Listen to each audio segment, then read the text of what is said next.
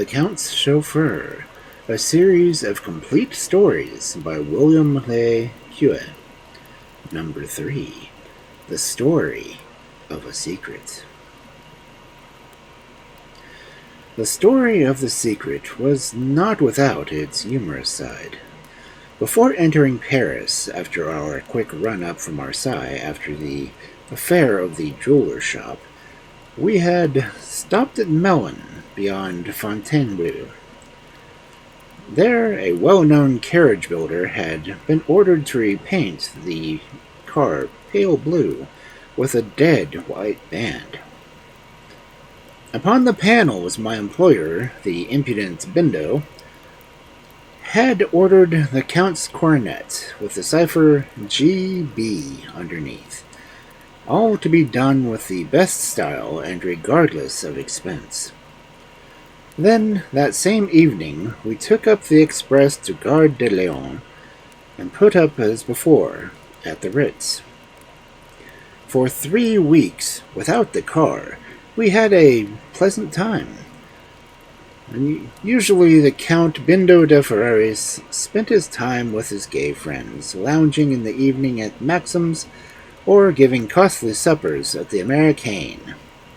One lady with whom I often saw him walking in the streets or sitting in cafes was, I discovered, known as Valentine of the Beautiful Eyes, for I recognized her one night on the stage of a music hall in the Boulevard de Clichy, where she was evidently a great favorite. She was young, not more than 20, I think, with a wonderful big coal-black eyes, a wealth of dark hair worn with the bandeau, and a face that was perfectly charming. She seemed known as Blythe, too, for one evening I saw her sitting with him in the Brasserie Universelle, with the Avenue de l'Opera, that place where one dines so well and cheaply. She was laughing and had a demi-blonde raised to her lips, so essentially a Parisienne. She was also something of a mystery, for though she had often frequented cafes and went to the Foyers Bergeret and Olympia, sang at the Marigny, and mixed with a bohemian crowd of champagne drinkers, she seemed nevertheless a most decorous lady. In fact, though I had not spoken to her, she had won my admiration. She was very beautiful, and I was only a man, and human. One bright morning when the car came to Paris, I called for her, at Bindo's orders, at her flat at the Avenue Kleber, where she lived, it appeared, with a prim, sharp-nosed old aunt of angular appearance, particularly French. She soon appeared, dressed with the very latest motor clothes, with her veil properly fixed in a manner which showed me instantly that she was a motorist. Besides, she would not enter the car, but got up beside me, wrapped a rug around her shoulders in a businesslike manner, and gave me the order to move.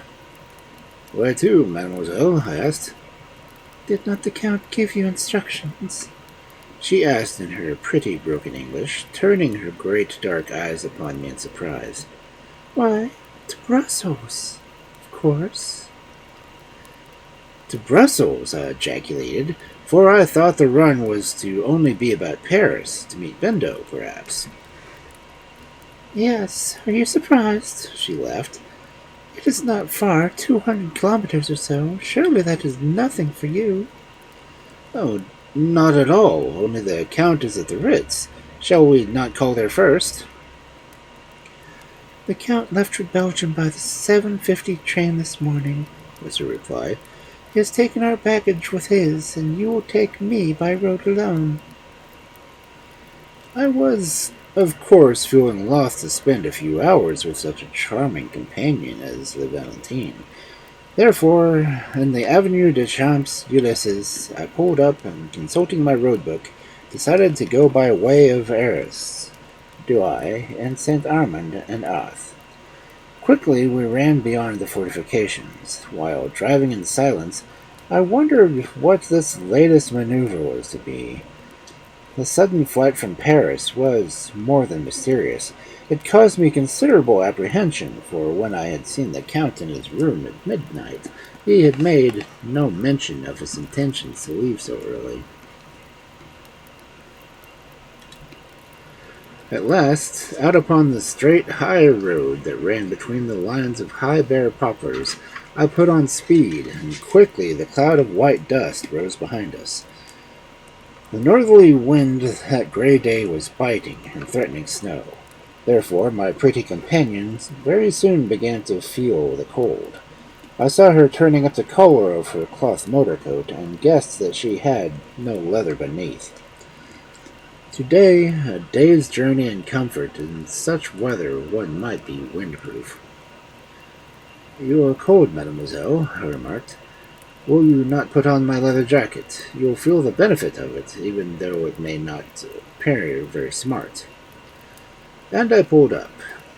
With a light, merry laugh she consented, and I got out of the garment in question and helped her onto it over her coat.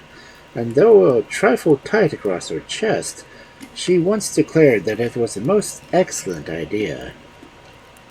She was, indeed, a merry child of Paris, and allowed me to button the coat, smiling the while at my masculine clumsiness. Then we continued on our way, and in a few moments later we were going for all we were worth over the dry, well-kept, level road eastward, towards the Belgian frontier. She laughed and chatted as the hours went by.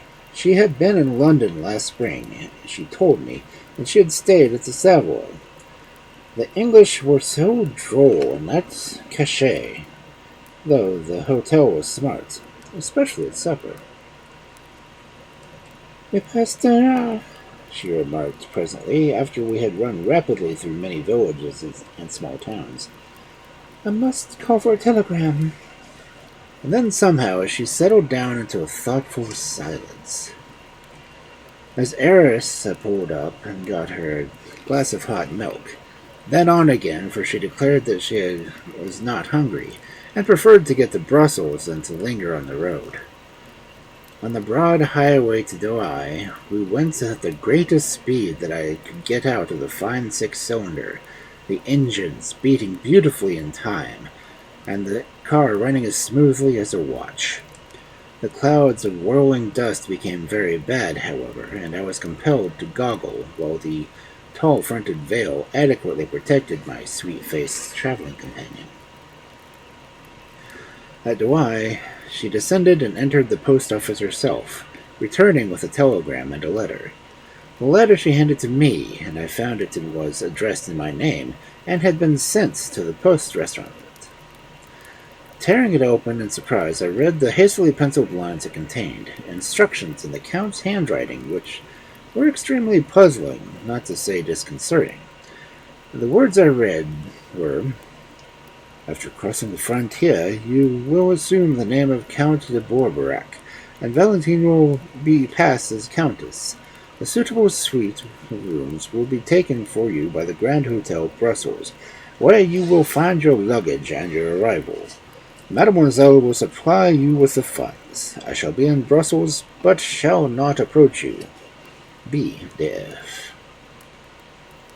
The pretty Valentine, who was to be my pseudo-wife, crushed the blue telegram into her coat pocket and mounted into her seat, wrapped her rug around her, and ordered me to proceed.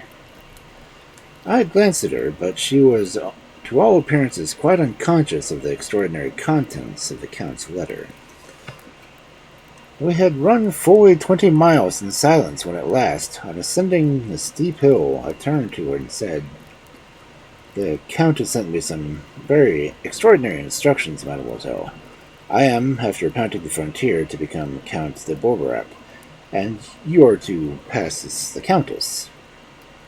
"Well," she asked, arching her well-marked eyebrows, "is that so very difficult, monsieur?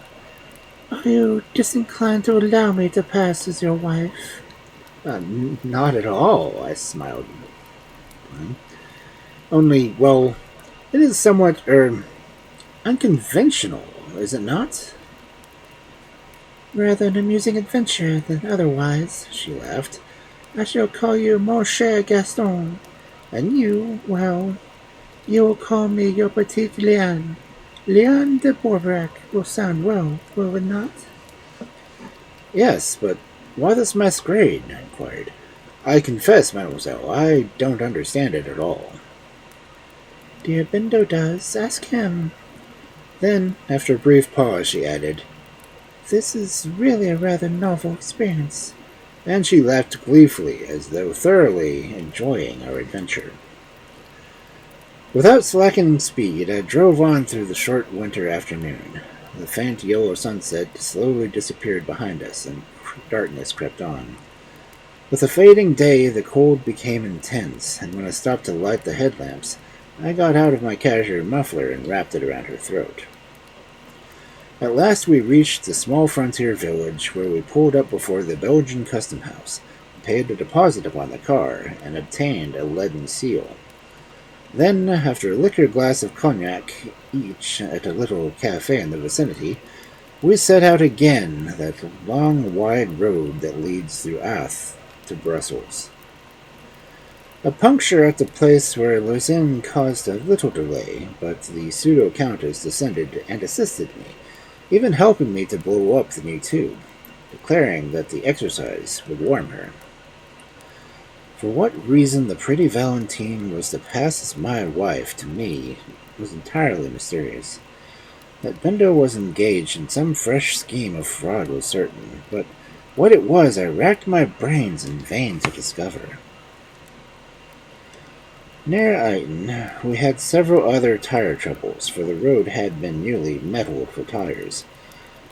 As every motorist knows, misfortunes never come singly, and in consequence it had already 7 o'clock next morning before we entered Brussels by the Porte de Halle, and ran along the fine Boulevard d'Aspinach to the Grand Hotel.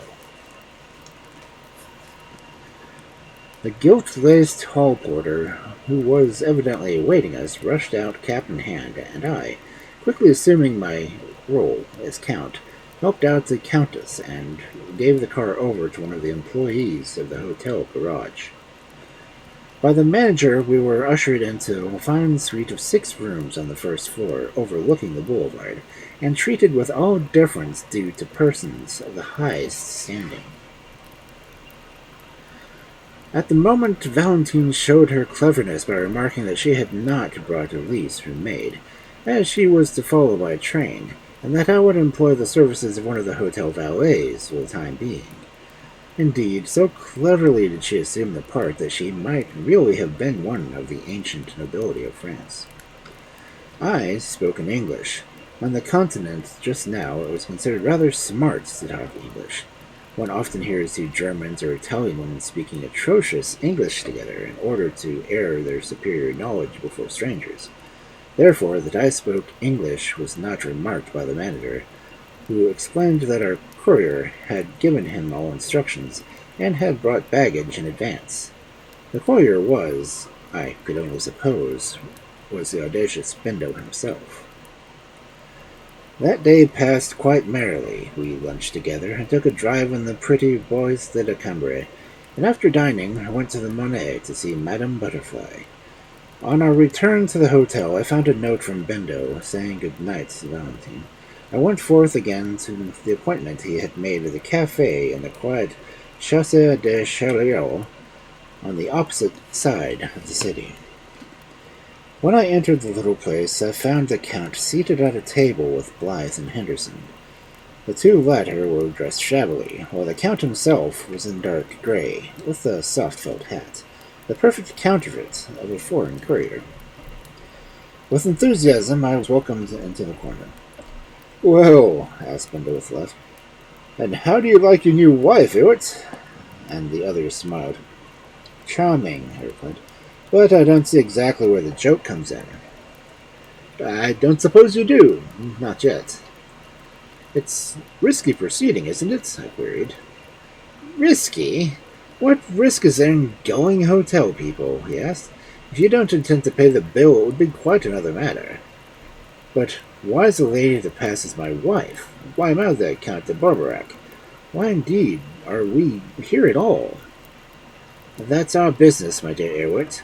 Leave matters to us. All you've got to do is just play your part well. Appear to be very devoted to La Comtesse, and it'll be several hundreds in your pocket. Perhaps a level thou, who knows?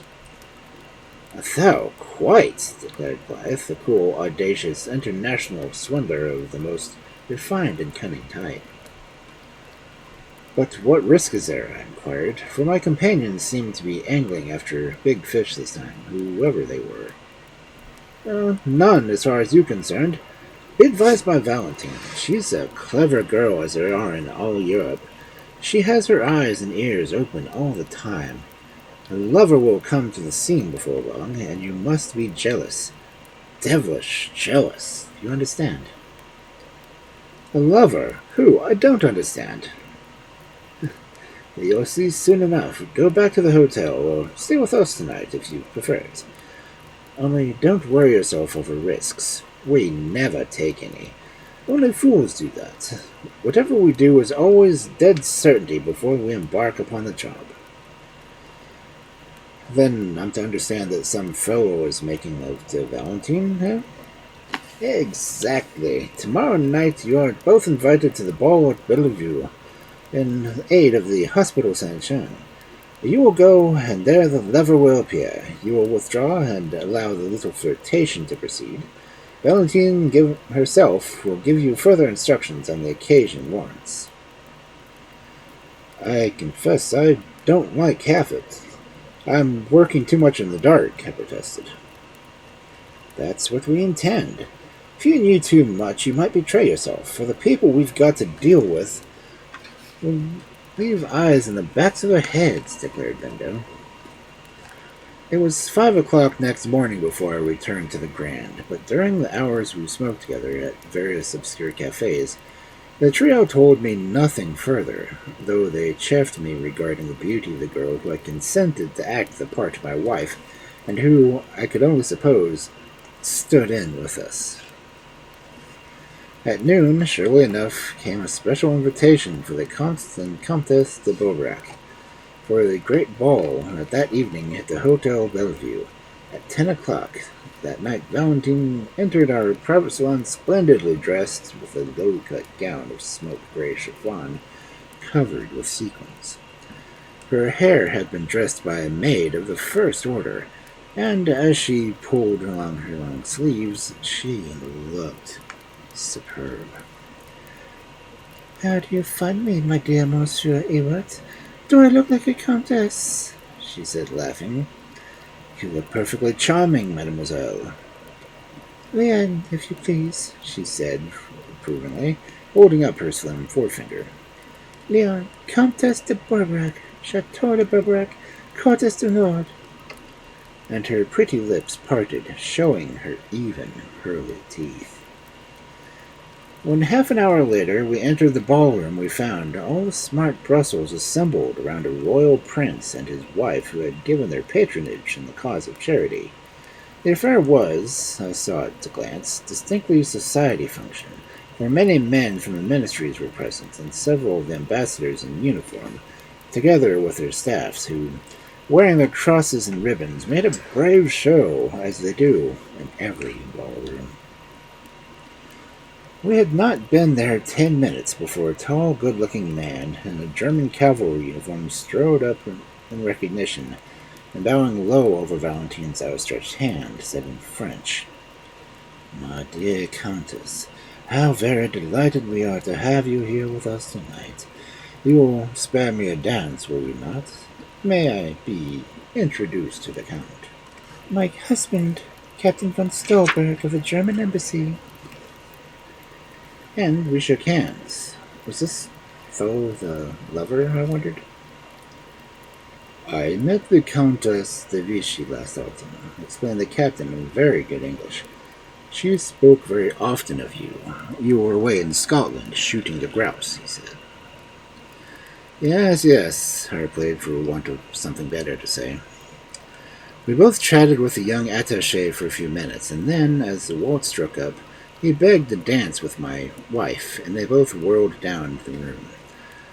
Valentine and I splendid was Valentine was a splendid dancer, and as I watched them I wondered what could be the nature of the plot in progress. I did not come across a pretty fellow traveler for half an hour, and then I found the captain and half filled her program. Therefore, I laid low and danced again once or twice with uninteresting Belgian matrons, and spent the remainder of the night in the fumer until I found my wife ready to return to the Grand. When we were back in the salon at the hotel, she asked, "How do you like the captain, Monsieur Ewert?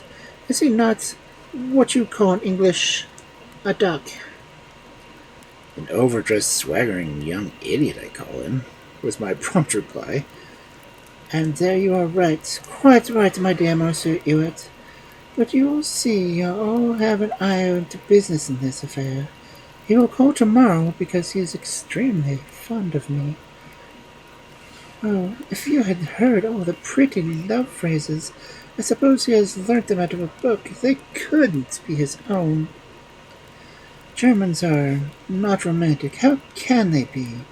But he has Adonis in the flesh, with corsets." And we laughed merrily together. "He thinks you are fond of him, eh?" "Why, of course. He made violent love to me at Vichy, but he has not set attaché yet." "And how am I to treat him when he calls tomorrow?" "As your bosom friend, give him confidence, the most perfect confidence. Don't play the jealous husband yet. That will come afterwards. Bonsoir, monsieur." And when I had bowed over her soft little hand, she turned and swept out of the room with a loud frou-frou from her silken train. That night I sat before the fire, smoking, for a long time. My companions were evidently playing some deep game upon this young German, a game in which neither trouble nor expense was being spared, a game in which the prize was a level 1,000 pieces all around.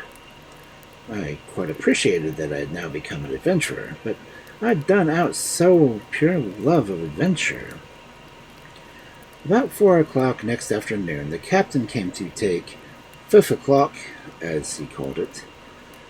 He clicked his heels together as he bowed over Valentine's hand, and she smiled on him even more sweetly than she had smiled at me when I had helped her into the leather motor coat.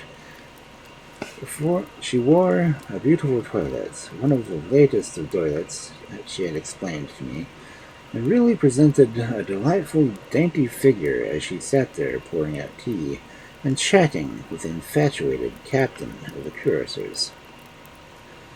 I saw quickly that I was not wanted, therefore I excused myself and went for a stroll along the Café Métropole, afterwards taking a turn up with Monsieur de la Cour. All day had been on the lookout to see either Bendo or his companions, but they were evidently hiding. When I returned, just in time to dress for dinner, I asked Valentine what progress her lover was making, and she merely replied, "Slow. Very slow, but in things of this magnitude one must have patience. We're invited to the embassy ball in honor of the Crown Prince of Saxony tomorrow night. It will be amusing." The next night she dressed in a gown of pale rose chiffon, and we went to the embassy, where one of the most brilliant balls of the season was in progress, King Leopold himself being present to honor the young Crown Prince. Captain Solberg soon discovered the woman who had held him beneath her spell, and I found myself dancing attendance upon the snub-nosed little daughter of a burgomaster, with whom I waltzed the greater part of the evening. On our return, my wife told me to laugh that matters were progressing well. "Otto," she added, "is such a fool. Men in love will believe any fiction a woman tells them. Isn't it really extraordinary?" "Perhaps I'm one of these men, mademoiselle," I said, looking straight into her beautiful eyes, for I own she had in a measure fascinated me, even though I knew her to be an adventuress. She burst out laughing in my face. Don't be absurd, Monsieur Ewert, she cried. Fancy you, but you certainly wouldn't fall in love with me. We're only friends in the same swim, as I believe you term it in English. I was a fool, I admit it. But when one is thrown into the society of a pretty woman, even a chauffeur may take speeches he regrets. So the subject dropped, and with a mock curtsy and a saucy wave of the hand, she went to her room. On the following day, she went out alone at 11, not returning until 6. She offered no explanation of where she had been, and of course it was not for me to question her. As we sat at dinner in our private salon à manger, an hour later she laughed at me across the table and declared that I was sitting so soberly that though I was her dutiful husband. The next day she was absent again the whole day, while I amused myself visiting the law courts, the picture galleries, and the general sights of the little capital of which messieurs the brave Belgians are so proud. On her return, she seemed thoughtful, a little triste. She had been on an excursion somewhere with Otto, but she did not enlighten me regarding its details. I wondered that I had no word from Bendo. Yet, he had told me to obey Valentine's instructions, and so I was doing. At dinner, she once clenched her little hand involuntarily and drew a deep breath, showing me that she was indignant at something. The following morning, as she mentioned that she would be absent all day, I took a run on the car as far as the quaint little town of Dinant, up the Meuse, and getting back to dinner. In the salon she met me, already in her dinner gown, and told me that she had invited Otto to dine. Tonight you must show your jealousy. You must leave us together in the salon after dinner, and then a quarter of an hour later return suddenly. I will compromise him. Then you will quarrel violently, order him to leave the hotel, and thus part bad friends. I hardly liked to be a party to such a trick, yet the whole plot interested me. I could not see what the material end of all this was. Well, the gay captain duly arrived, and we dined together merrily. His eyes were fixed admiringly upon Valentine the whole time, and his conversation was mainly reminiscent of the days at Vichy. The meal over, we passed into the salon, and there I left him. But on returning shortly afterwards, I found him standing on the couch behind, bending over her and kissing her. She had her arms clasped around his neck so tightly that he could not disengage himself. I pretended fury, and I dashed across the pair with my fist clenched in a jealous anger. What I said I scarcely remember. All I know is that I let forth a torrent of reproaches and condemnations, and ended by practically kicking the fellow out of the room while my wife sank upon her knees, imploring my forgiveness, which I flatly refused. The captain took his kicking in silence, but in his glance was murder as he turned once and faced me ere he left the room.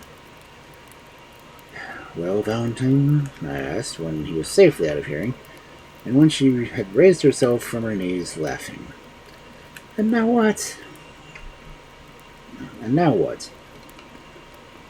The whole affair is now plain sailing. Tomorrow you will take the car to Liège, and there await me outside the cathedral at midnight on the following night. You will easily find the place. Wait until 2 o'clock, and if I'm not there, go on to Cologne, and put up at the Hotel du Nord. Without baggage? Without baggage. Don't trouble about anything. Simply go there and wait. At midday on the following day, the pretty Valentine dressed herself carefully and went out. Then, an hour later, pretending that I was only going for a short run, I mounted into the car and set out for Liège, wondering what was to happen now. Next day I idled away, and at 11:45 that night, after a run around the town, I pulled up in the shadow before the cathedral and stopped the engines. The old square was quite quiet, for a good Ligros retire only, and the only sound was a musical carillon on the bells. In impatience I waited. The silent night was clear, bright, and frosty, with a myriad of shining stars above. Time after time the great clock above me chimed the quarters until just before 2 o'clock. There came a dark female figure around the corner, walking quickly. In an instant, I recognized Valentine, who was dressed in a long traveling coat with a fur collar and a sealskin toque. She was carrying something beneath her coat. "Quick," she said brusquely. "Let us get away. Get ready. Count Bindo is following me."